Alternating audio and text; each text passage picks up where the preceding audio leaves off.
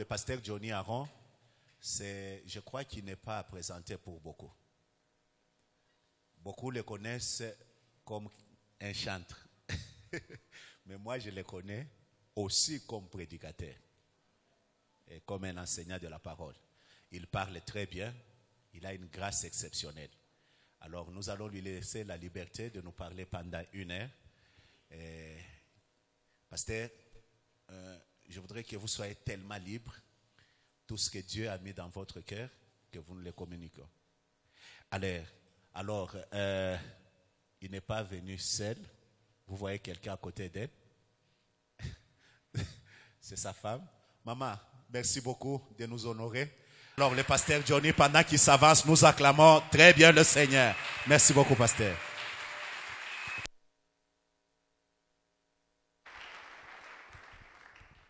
Gloire au Seigneur. Je suis très heureux d'être parmi vous ce matin. Et je crois que si tous nous sommes là, c'est Dieu qui l'a rendu possible. Jésus pouvait dire, « Nul ne vient à moi sans que le Père qui m'a envoyé ne l'attire. » J'ose croire que ce n'est pas parce que forcément c'est dimanche que nous sommes là, mais simplement parce que nous sommes le choix de Dieu pour les cultes de ce matin. Et ce que j'aime avec Dieu, c'est que quand il fait quelque chose, il le fait avec un but. Et je garde la ferme conviction que le but de Dieu sera atteint dans la vie de quelqu'un ce matin. Et que nous ne sommes pas venus ici en tourisme. On est venu rencontrer Dieu et chacun de nous gardera les empreintes de la rencontre avec Dieu. Papa, merci vraiment de votre invitation, papa, de la sensibilité à l'esprit.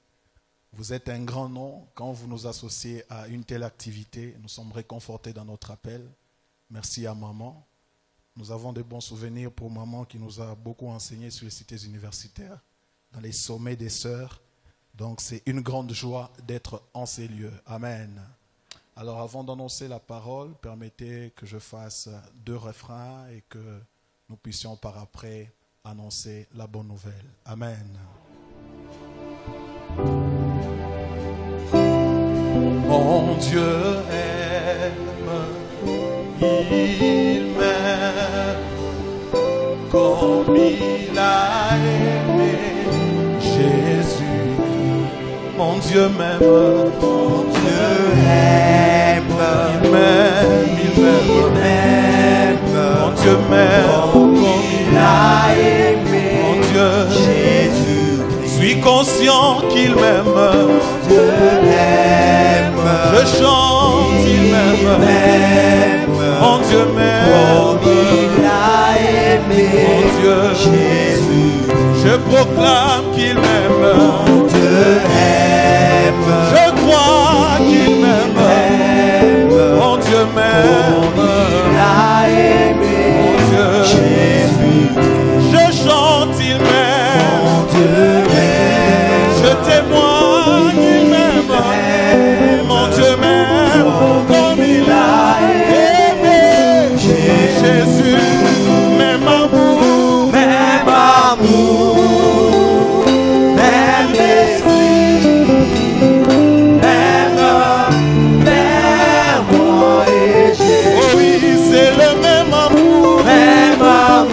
C'est le même esprit, même oh oui, même Père, même Père, moi et Jésus.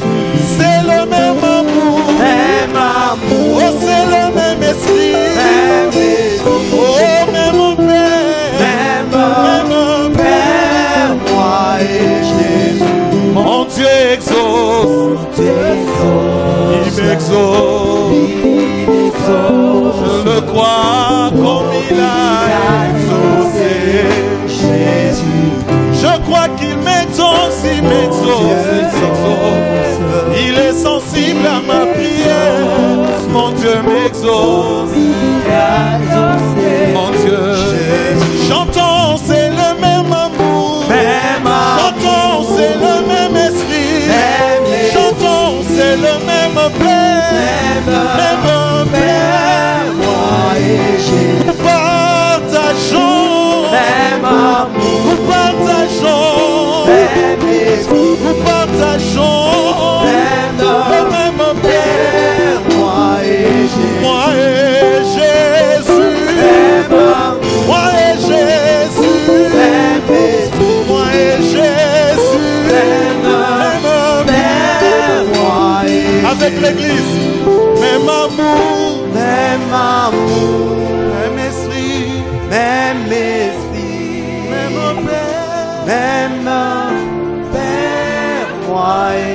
micro.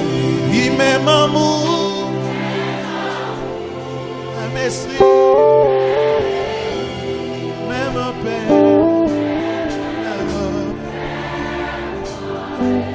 Nous partageons, nous partageons, nous partageons même.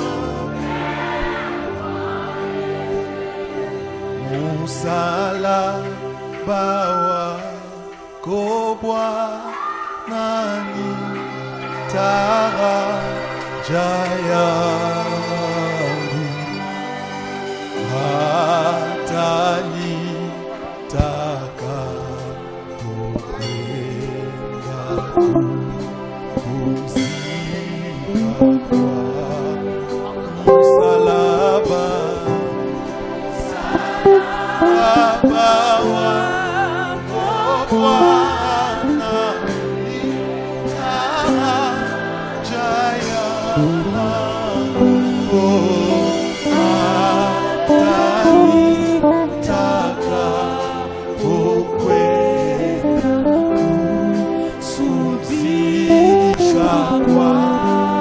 Oh, Saint-Jola, Saint-Jola, Saint-Jola, Saint-Jola,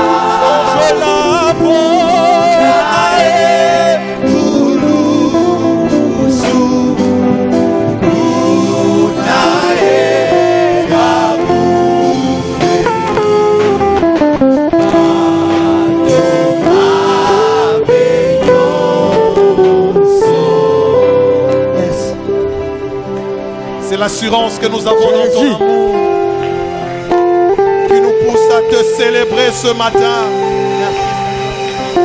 à magnifier ta grandeur et à dire ce matin qu'il n'y a point de Dieu comme toi. Il n'y a pas de plus grand comme toi. Qui est semblable à toi dans les cieux, sur la terre et sous la terre? Le plus parfait, c'est toi. Ta parole est la vérité. Hébreux chapitre 9. Nous lisons le premier verset. La Bible dit, la première alliance avait aussi des ordonnances relatives au culte et le sanctuaire terrestre. À ce texte, nous associons Romains chapitre 12. Nous lisons également là le premier verset. La Bible dit, « Je vous exhorte donc, frères, par les compassions de Dieu, à offrir vos corps comme un sacrifice vivant, saint, agréable à Dieu, ce qui sera de votre part un culte raisonnable. » Et nous prenons notre dernier texte dans 1 Corinthiens chapitre 14. Nous allons lire le 26e verset. « Que faire donc, frères, lorsque vous vous assemblez? Les uns ou les autres parmi vous ont-ils un cantique, une instruction, une révélation, une langue, une interprétation? Que tout se fasse pour l'édification. Amen. » Alors que j'avais ce sujet, j'ai dû jeter un coup d'œil dans le dictionnaire Robert pour comprendre ce que c'est que le culte à la manière de scientifique. La définition qui m'a été donnée, c'est celle-ci: hommage religieux rendu à une divinité. Hommage religieux rendu à une divinité. Qu'est-ce qu'un culte? Une deuxième définition, c'est des pratiques réglées par une religion pour rendre hommage à la divinité. Des pratiques réglées ou coordonnées par une religion afin de rendre hommage à une divinité. Mais pour une bonne compréhension de la pensée de Dieu de ce matin, j'ai voulu recourir à la pensée que cachent les saintes Écritures. Gloire au Seigneur. Et cette pensée est regorgée dans ces 3 textes que nous venons de lire. Le premier texte est dans Hébreux chapitre 9 que nous venons de lire. Je fais remarquer que Hébreux chapitre 9, le premier verset, nous rapporte le sens du culte en rapport avec la première alliance. Et Hébreux met en relief 2 éléments importants, à savoir les ordonnances d'une part et de l'autre part le tabernacle ou le sanctuaire terrestre. Donc ces 2 choses ont un contenu qui peut nous donner une lumière sur le sens du culte en rapport avec la première alliance. Que ça veut dire le culte? En rapport d'abord avec la première alliance, parce que nous allons voir que si la forme du culte a changé dans la nouvelle alliance par rapport à la première alliance, le fond est resté le même, qu'il s'agisse de la première alliance ou de la nouvelle alliance. Ainsi, pour comprendre le sens du culte, c'est important de jeter un coup d'œil sur comment le culte était entendu par Dieu en ce qui concernait la première alliance. Et je disais qu'il y a 2 éléments qui peuvent nous permettre de comprendre le sens du culte. Les ordonnances d'une part et le tabernacle de l'autre. Et alors que nous sommes en train de parler des ordonnances, les ordonnances sont donc l'ensemble des lois, je dirais des lois lévitiques, qui renfermaient les intentions que Dieu avait imposées à son peuple quand il voudrait le rencontrer. Je reprends ça. Les ordonnances, c'est l'ensemble des lois lévitiques que Dieu a eu à imposer à son peuple pour que quand le peuple voudrait le rencontrer, que ce peuple le rencontre avec des intentions mûries, nourries et définies par Dieu telles qu'il le voudrait. Ça voudrait dire que le peuple ne pouvait pas rencontrer Dieu comme il l'entendait. Le peuple ne pouvait pas s'animer ou s'armer des intentions qu'il pouvait nourrir volontairement. Les intentions à rencontrer Dieu doivent être des intentions que Dieu a préalablement définies. Tu ne viens pas rencontrer Dieu comme tu veux, tu viens rencontrer Dieu comme il veut que tu le rencontres. Et le plus important, en ce qui concerne les intentions quand on doit rencontrer Dieu, c'est que Dieu n'est pas un dictateur, comme ça voudrait littéralement le dire. Dieu en fait précède les intentions de son peuple. Dieu veut dire, je sais déjà quand tu vas vouloir me rencontrer, quel type de pensées vont t'animer. Et moi, je précède tes pensées, au point que tu n'auras aucune intention qui va aller en dehors de ce que moi je sais, qui t'animera comme pensée pour moi. Dieu ne s'impose pas comme un dictateur de manière littérale, mais Dieu précède les pensées. J'aime ce que le psalmiste dit. Il dit, avant que la parole ne soit sur ma langue, ô Dieu, toi tu la connaissais. Dieu ne prend pas connaissance de ce que tu penses ou de ce que tu dois dire quand tu le dis. Mais Dieu va au-delà de ta parole, il va à la source. J'ai envie de dire à quelqu'un, nous avons affaire à un Dieu qui nous connaît mieux que nous-mêmes. Avant que nous puissions exprimer nos paroles, avant que nous puissions exprimer notre pensée, Dieu la connaît déjà. Et quand vous lisez Matthieu chapitre 6, la Bible dit que Dieu connaît nos besoins avant que nous puissions les lui demander. C'est qu'en fait la prière ne devient pas un cadre qui permet à Dieu d'entrer en possession ou en information de ce que nous avons comme desiderata. Non. La prière n'informe pas Dieu. Dieu connaît tes besoins avant que tu puisses les lui dire. Dieu ne vient pas en dictateur, mais Dieu canalise les choses. Les ordonnances renferment ces lois qui cachent en elles les intentions qui peuvent animer son peuple.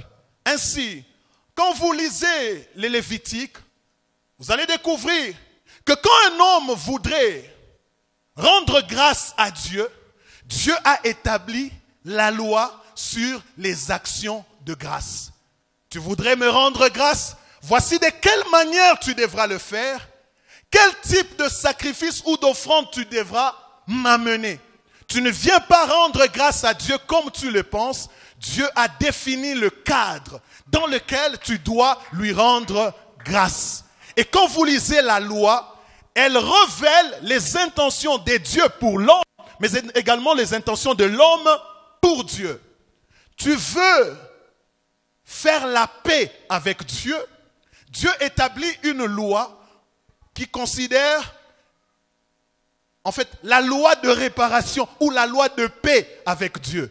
Tu veux être en paix avec Dieu, tu veux régler ta relation avec Dieu. Dieu établit une loi. Il dit, quand tu auras l'intention de faire la paix avec moi, de réparer avec moi, voici de quelle manière tu vas le faire. Et il y a autant de lois que Dieu a données qui révèlent les intentions qui doivent animer son peuple quand il s'approche de lui. En d'autres termes, les lois lévitiques sont révélatrices du modèle des cultes de la première alliance. Les lois lévitiques révèlent le caractère du culte de la première alliance. Et ne l'oubliez pas, le peuple vient dans un cadre que Dieu lui a prédéfini. Dieu précède tes intentions. Il sait quel type d'intentions vont t'animer toutes les fois que tu vas vouloir le rencontrer. Et il définit le cadre. Afin que tu ne le rencontres pas comme tu veux, que tu le rencontres comme il veut, que tu puisses le rencontrer. Amen. Un deuxième élément qui est rattaché aux lois lévitiques, c'est le tabernacle ou le sanctuaire terrestre. Il est sanctuaire terrestre parce qu'il est un modèle tiré du ciel. Et d'emblée, j'aimerais dire qu'il n'y a rien que l'on peut faire pour Dieu qui ne tire pas son modèle au ciel. Et un homme de Dieu, un enfant de Dieu, un serviteur de Dieu est celui qui fait des choses pour Dieu parce qu'il les a copiées au ciel. Nous n'inventerons donc rien pour Dieu. Tout ce que nous devons faire pour Dieu, tout ce que nous devons donner à Dieu doit tirer sa source en Dieu. Nous devons regarder au ciel afin de donner à Dieu ce qu'il voudrait qu'on lui rende. Même le service pour Dieu ne peut pas être un service qui surprend Dieu. Si ça surprend Dieu, ce n'est plus son service. Ça doit être un service qu'il t'a dicté de faire. Ainsi, en tant qu'Église, nous ne sommes pas des inventeurs. Nous sommes plutôt des copieurs des choses de Dieu. Jésus n'a-t-il pas dit que ce que vous me voyez faire, je l'ai vu mon Père le faire. Ainsi se traite l'œuvre de Dieu. Amen. Alors nous sommes en train de parler du sanctuaire terrestre ou du tabernacle. Quand nous lisons Exode chapitre 25, les 2e et le 8e versets, la Bible dit au 2e verset, « Parle aux enfants d'Israël qu'ils m'apportent une offrande, vous la recevrez pour moi de tout homme qui la fera de bon cœur. » Et le 8e verset, Dieu définit un peu comme le but du tabernacle ou le but du sanctuaire céleste. Il dit, « Ils me feront un sanctuaire et j'habiterai au milieu d'eux. » Le tabernacle révèle l'intention de Dieu. Dieu voudrait communier avec son peuple. Dieu voudrait vivre au milieu de son peuple. Dieu voudrait que son peuple le rencontre et que lui rencontre son peuple. Et il donne un cadre, c'est le sanctuaire ou le tabernacle. Et à ce sujet, j'aimerais qu'on retienne un premier point sur lequel nous allons revenir, parce que je l'ai dit, si la première alliance avait un fond et une forme, comparativement à la nouvelle alliance, en termes de forme, les choses ont changé, mais en termes de fond, les choses sont restées les mêmes. Et n'oubliez pas que le but du tabernacle au milieu d'Israël, c'est que Israël puisse rencontrer Dieu. Et ça nous permet d'avoir une première pensée de ce que c'est que le culte. Le culte, c'est donc la rencontre avec Dieu. Une rencontre dans le cadre que Dieu a prédéfini. Quand nous disons que nous avons culte, En d'autres termes, nous avons rencontre avec Dieu. Car le but du tabernacle, le but du sanctuaire terrestre au milieu d'Israël, Dieu manifestait l'intention de pouvoir communier avec son peuple. J'ai envie de dire à quelqu'un, Dieu veut que tu communies avec lui. Dieu veut que tu le rencontres. Et même sans le vouloir, dans chaque cœur de tout homme, il existe un besoin de rencontrer Dieu.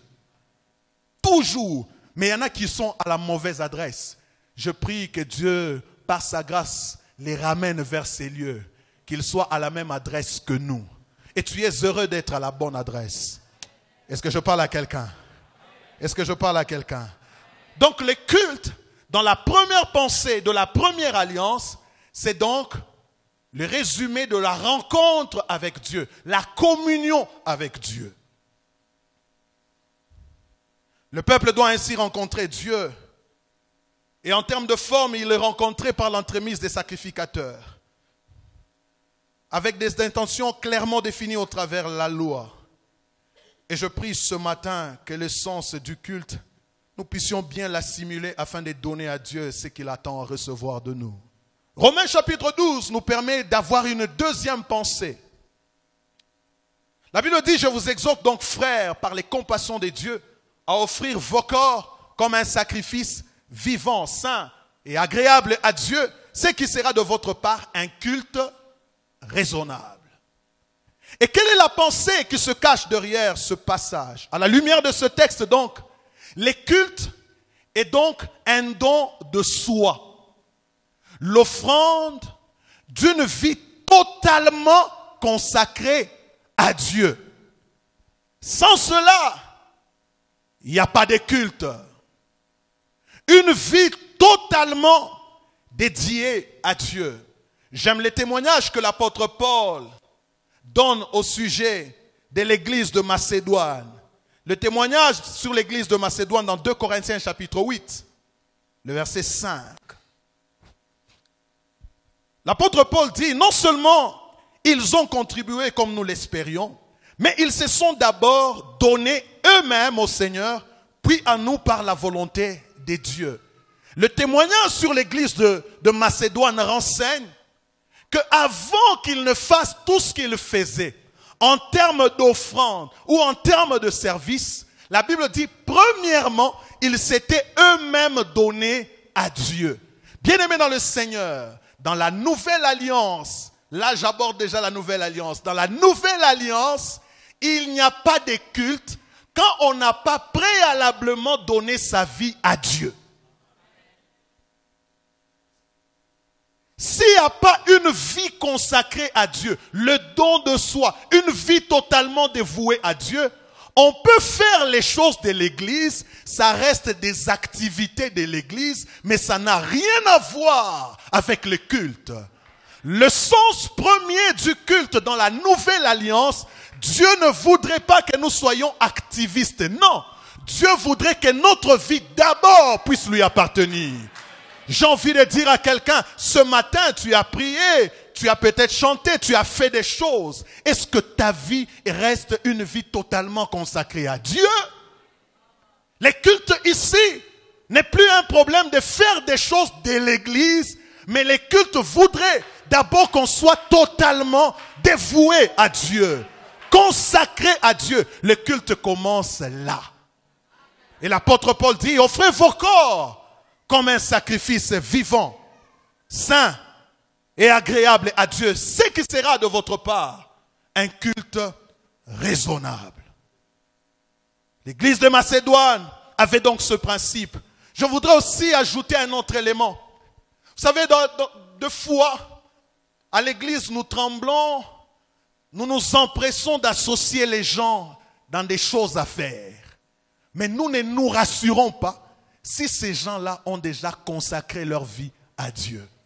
Parce que l'œuvre de Dieu ne commence pas par une activité. Non, l'œuvre de Dieu commence par le don de soi. Parce que ce qui vaut pour Dieu, c'est d'abord ce qu'on est plutôt que ce qu'on fait pour Dieu. Notre être vaut plus que nos actions. Nos actions ont le même parfum que notre être. Comme pour dire, si nous sommes désagréables aux yeux de Dieu, même si nous faisons les bonnes choses, ces bonnes choses seront aussi désagréables aux yeux de Dieu. Le sens du culte tel que Dieu le voudrait dans la nouvelle alliance, c'est que chacun d'entre nous ait d'abord donné sa vie à Dieu comme une vie totalement dédiée à lui. Et le culte commence là. Le culte, c'est d'abord là. Commencez par donner ta vie à Dieu. Et quand nous venons donc à Dieu, Dieu a besoin que nous puissions rétablir cette échelle des valeurs. Et je crois ce matin que cette pensée, elle est aussi importante parce qu'elle vient nous aider à réguler certaines choses. Le plus important, c'est d'abord notre vie totalement consacrée à Dieu. 1 Corinthiens 14, verset 26. Elle nous donne une troisième pensée à partager ce matin.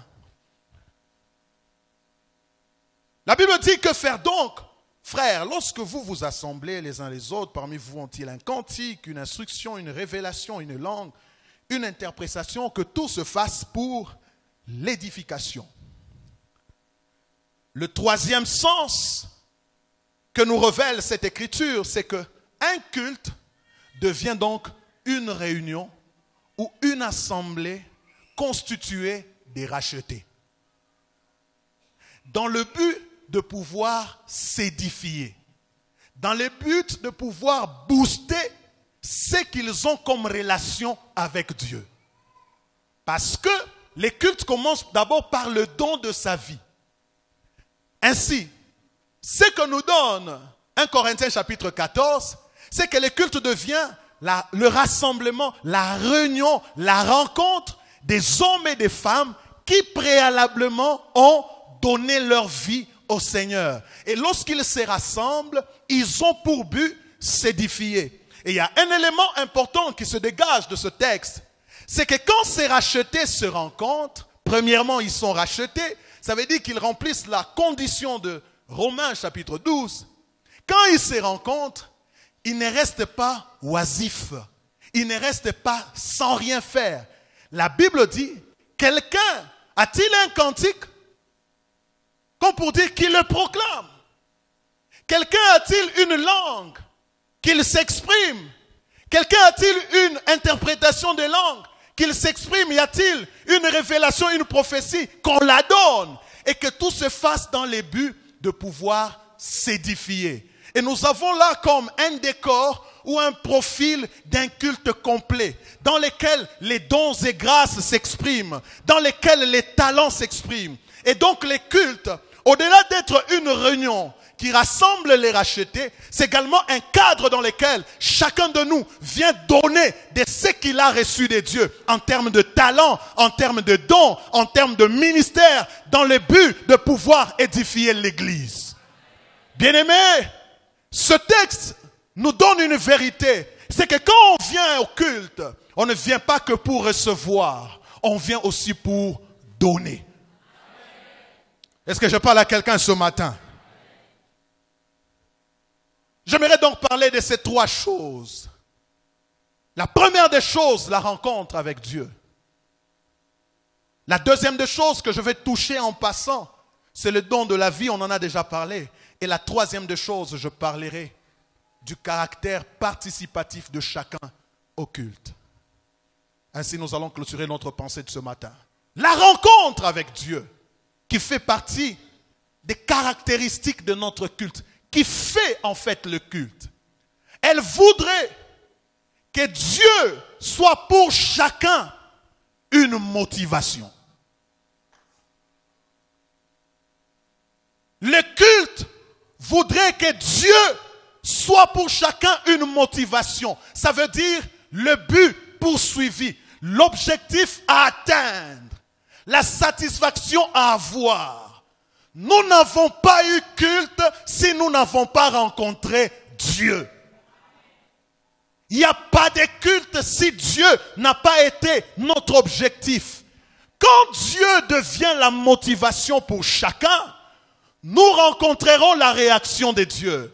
Jésus n'a-t-il pas dit, là où 2 ou 3 se rassemblent en mon nom, je serai au milieu d'eux. Je suis au milieu d'eux. La présence de Dieu se manifeste lorsque Dieu devient pour nous tous une motivation. Que de fois nous venons à l'église avec d'autres motivations que Dieu. Et nous pensons venir faire les cultes. On est venu à l'église rendre culte, mais la motivation de notre présence n'a pas été Dieu. Là, on passe à côté du culte. Jésus, parlant de la prière, il pouvait dire dans Matthieu, chapitre 18, plutôt Matthieu chapitre 6, le verset 5. Jésus dit, lorsque vous priez, ne soyez pas comme les hypocrites qui aiment à prier debout dans les synagogues et au coin des rues. Pourquoi? Pour être vus des hommes. La pensée qui suit dit quoi?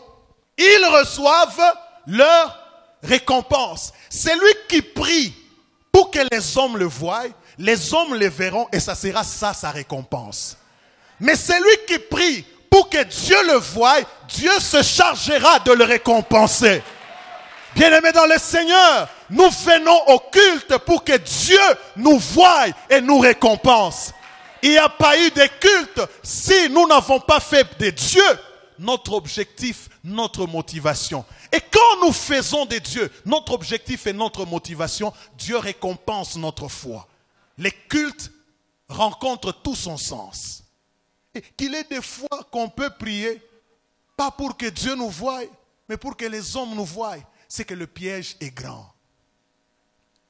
Jésus ne prend pas cet exemple en dehors des activités de l'église. Il prend cet exemple dans les activités, permettez que je dise comme ça, de l'église. Il dit des fois, vous allez voir les gens qui prient. Dans leur tête, ce n'est pas Dieu. Dans leur tête, c'est des hommes. Et parce que le piège est grand, ils tomberont dans ce piège et ils recevront la récompense des hommes. Bien-aimés dans le Seigneur, Dieu m'a envoyé te dire ce matin, régule ta pensée, change l'ordre de priorité. Quand tu viens au culte, viens pour Dieu et ne viens pas pour les hommes. Quelle est l'intention ou le mobile que tu as eu en t'habillant comme tu t'es habillé? C'est pour que nous on te voie. Tu n'es pas venu au culte, tu es venu au défilé des modes. Qu'on voie quoi? Ta coiffure? Non, tu n'es pas venu au culte. Tu fais la publicité. Le culte voudrait que tu aies pour motivation Dieu et Dieu seul. Dieu et Dieu seul. Quelle est ta motivation en venant? Répondre à la présence, qu'on sache que tu es sur la ville. Très bien. Ce n'est pas différent de... Comment on appelait ça? Quand on faisait la liste de présence, l'appel. Tu es venu répondre à l'appel. Tu recevras ta récompense. Mais ceux qui sont venus au culte recevront la récompense de Dieu. Que de fois nous passons à côté de ce que Dieu attend de nous. Parce qu'on se mûrit d'une autre pensée que celle que Dieu voudrait que nous puissions mûrir. Le culte voudrait que Dieu soit notre motivation. Et un autre élément que j'aimerais ajouter, c'est que vous voyez dans le rassemblement de rachetés, chacun vient comme étant racheté. Ça veut dire que la relation avec Dieu ne vient pas se vivre quand nous nous rencontrons. Non, la relation avec Dieu, chacun vient avec. Et quand nous nous rencontrons, nous venons comme booster ce que chacun de nous est en privé. Ainsi, on peut distinguer donc deux types de cultes. Un culte personnel et un culte communautaire. Et ce matin, j'insiste plus sur les cultes communautaires. Parce que les cultes communautaires est la résultante du culte personnel. Bien-aimés dans le Seigneur, la foi chrétienne, c'est une vie individuelle. Quoiqu'elle peut se mener en communauté. Mais c'est d'abord une vie individuelle. Où tu en es avec les cultes en ce qui te concerne toi personnellement en dehors de ce cadre. C'est ça le poids que tu as dans la foi. Est-ce que tu peux prier seul? Est-ce que tu peux prier seul? Est-ce que tu peux lire la Bible seul? est-ce que tu peux t'exhorter toi-même? Alléluia. Les cultes personnels est devenu un culte sans valeur. Parce que toutes les fois que nous nous référons au culte, ou que nous pensons culte, nous voyons notre rassemblement, la réunion. Non, les cultes commencent par ce qu'on est individuellement. Ce que tu fais seul te donne du poids dans les choses de Dieu. Et chacun de nous est les résultats, non pas de ce qu'il fait dans la communauté, mais ce qu'il fait en étant en secret. J'aimerais dire à quelqu'un, ne te contente pas de ce que nous faisons collectivement. Mûris des choses que tu dois faire en secret avec Dieu. Apprends à lire la Bible seul avec Dieu. Apprends à méditer seul. Apprends à prier seul. Les cultes, c'est d'abord une affaire personnelle avant d'être une affaire communautaire. Où tu en es avec les cultes? Et la troisième des choses par laquelle j'aimerais finir, c'est le côté participatif du culte. Ainsi, quand on se rassemble, on se réunit, je l'ai dit, on ne vient pas tout en étant oisif. Non, chacun vient donner ce qu'il a reçu de Dieu. Chacun vient donner. Qu'est-ce que tu nous donnes quand tu viens? Parce que le culte est un rendez-vous du donner et du recevoir. Du côté de Dieu, il jouera sa partition. Qu'est-ce que tu nous donnes quand tu viens au culte? On ne vient pas assister au culte. On vient participer au culte. Ce n'est pas une salle de spectacle, de cinéma. Non. On vient participer au culte. Quand on vient au culte, on vient participer au culte. Et la grâce qu'il y avait dans l'église primitive, c'est que la Bible dit que ceux qui acceptèrent la parole de Dieu, ceux qui crurent, ils persévéraient dans les enseignements. La Bible dit qu'ils persévéraient dans la communion fraternelle, dans la fraction de pain et dans les prières. Et la Bible dit qu'ils étaient tous ensemble, assidus au temple. La Bible dit dans l'église primitive, les gens qui nous ont précédés dans la foi, que quand il s'agissait de la prière, ce n'est pas un groupe de gens qui priaient, c'est toute l'église qui priait. Bien-aimés dans le Seigneur, ne t'isole pas quand il y a activité en ces lieux. Les choses qui se font en ces lieux ne sont pas sectaires. Je ne sais pas si mon français est bien ou sectoriel. Amen. Merci papa Alexis. Ne sont pas sectaires. Les choses qui se passent en ces lieux nous concernent tous. Et je finis par dire, le culte est d'une grande importance parce qu'il confirme notre appartenance au royaume de Dieu, mais également il confirme notre appartenance à l'église locale. Le culte confirme ton appartenance au royaume de Dieu, mais également il confirme que tu es le nôtre. Parce que si tu ne participes pas à nos cultes, nous ne pouvons pas dire que tu es le nôtre. Sont nôtres les personnes qui participent à nos cultes. Sont nôtres les personnes que nous voyons à nos cultes. Bien-aimés dans le Seigneur, quand il y a culte en ces lieux, si tu es d'ici, des chandeliers d'or, cette affaire te concerne. Ne t'isole pas. Les cultes ne tiennent pas au programme forcément de l'église, mais les cultes tiennent à notre foi. C'est notre foi qui fait du culte une obligation pour chacun et non une option ou une faculté. Alors que nous sommes en train de parler du culte, comprends que nous parlons des choses qui touchent à notre identité et qui ne sont pas d'un caractère facultatif, qui sont d'un caractère obligatoire.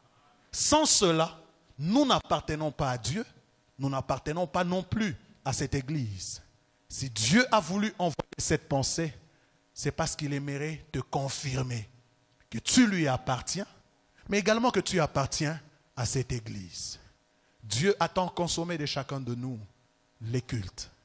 Et je prie que ces paroles ne soient pas que des simples déclarations, deviennent une vie pour chacun, puissent booster les ailes de quelqu'un, enrôler quelqu'un qui ne comprenait pas l'essence du culte, afin que quand Dieu nous regardera, qu'il dise, je suis fier de me retrouver dans ce peuple. Que Dieu bénisse sa parole. Nous acclamons le Seigneur.